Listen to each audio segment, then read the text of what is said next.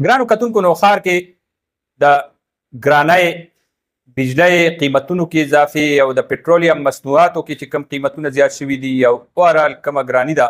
د هغې خلاف نن د جماعت اسلامي د مرکزي امیر حافظ نعیم الرحمن د اعلان مطابق د پاپیل باندې د جماعت اسلامي کارکنانو په ټول نو ښار کې مقامي پریس کلبونو مرکزي پریس کلب مخې ته احتجاجي مظاهرې کړي دي.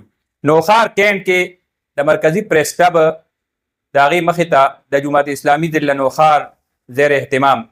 احتجاجي مظاهره وشوه او دې مظاهرې ته ضلعي امیر حاجي عنایت الرحمن او نورو چې کوم مقررینو هغوی دې ته خطاب کړی دی. دغسې په پبو کې پریس کلب مخې ته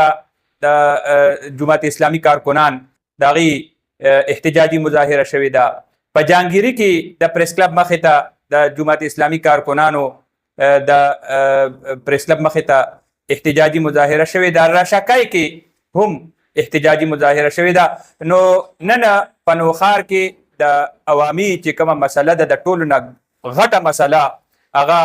یو طرف ته که لوډ شیډینګ دی نو بل طرف ته اوور بیلینګ د بیلونو کې اضافه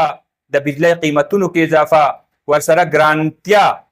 د مختلفو شیزونو چې کوم قیمتونه زیات شوي دي او ورځ په ورځ زیاتیږي سهار ماښام د دې پته نه لګي چې څه شی څه ټایم ګران شو. نو دغسې د پټرولیم مصنوعات نو جماعت اسلامي زه وایم د عوامو د خلقو چې کوم بنیادي مسله ده د هغې اډرس کولو کوشش یې کړی دی او د هغې هغه یې راوچته کړې ده. په ټول ملک کې د ګرانۍ خلاف او د مهنګایۍ خلاف د بیلونو د بجلی لوډ شیډینګ چې کوم بنیادي مسایل دي د دې حوالې سره یې اواز اوچت کړی دی.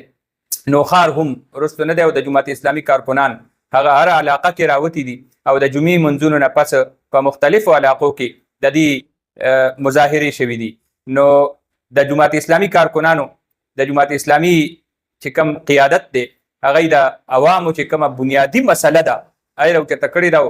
ډېره زبردسته ترجماني په ټول ملک کې د خلقو کړې ده. نو دغه یو اپډیټ و ما وی چې دا هم شیر